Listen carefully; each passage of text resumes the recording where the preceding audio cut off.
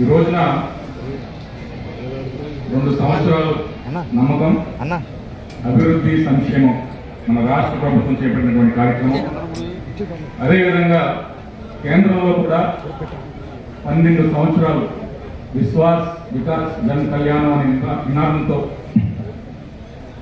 ఎవరు చేయనంత కాలం 12 సంవత్సరాలు ప్రధానమంత్రిగా మోడీ గారు పూర్తి చేస్తున్నటువంటి సందర్భంలో ఈ కార్యక్రమం చేపట్టడం చాలా ఆనందకరం.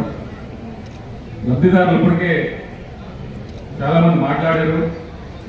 ఏ విధంగా సంక్షేమ పథకాలు అమలవుతున్నాయి, ఏ విధంగా పారదర్శకంగా మన ప్రభుత్వం పనిచేస్తుందని చెప్పేసి వారు చాలా బాగా వివరించారు. మన 2 నిమిషాలు ఇచ్చారు కాబట్టి ఈ పథకాలన్నింటి గురించి కూడా చెప్పలేము కాబట్టి ముఖ్యమైన అంశాలు కొన్ని మీతో ప్రస్తావించాలనిపిస్తుంది.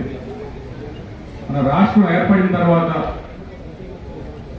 ఒక రాజధాని నిర్మించుకునే ప్రక్రియలో ఏ ప్రభుత్వం ఎలా పనిచేసింది అని చెప్పేసి ఒక్కసారి మీరంతా కూడా గమనించాలని చెప్పి ఈ సందర్భంగా అతి కీలకమైనటువంటి మన రాష్ట్రానికి పురోగతిలో అతి కీలకమైన పాత్ర పోషించే పోలవరం ప్రాజెక్టు గురించి ఏ ప్రభుత్వం ఎలాగా పనిచేస్తుందని చెప్పేసి ఒక్కసారి మీరు గమనించవలసిందో కోరుతున్నా.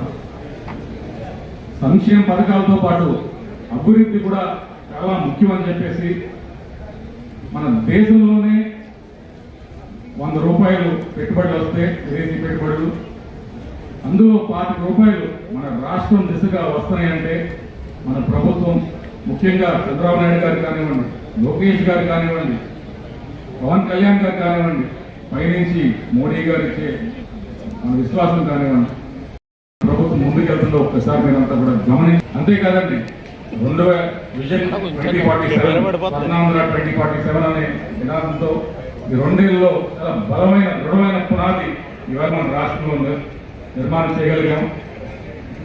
కానీ గతంలో మనం భవిష్యత్తు గురించి ఆలోచించినప్పటికీ గతం కూడా మర్చిపోకూడదు.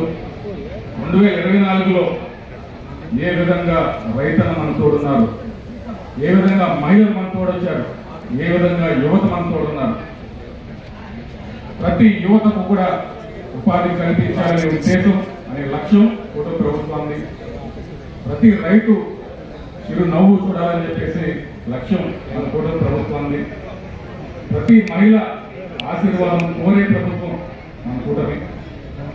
ఈ అందరి ఆశీర్వాదం ఈ 3 ఏళ్ల పాటు, ఇంకో 15 ఏళ్ల పాటు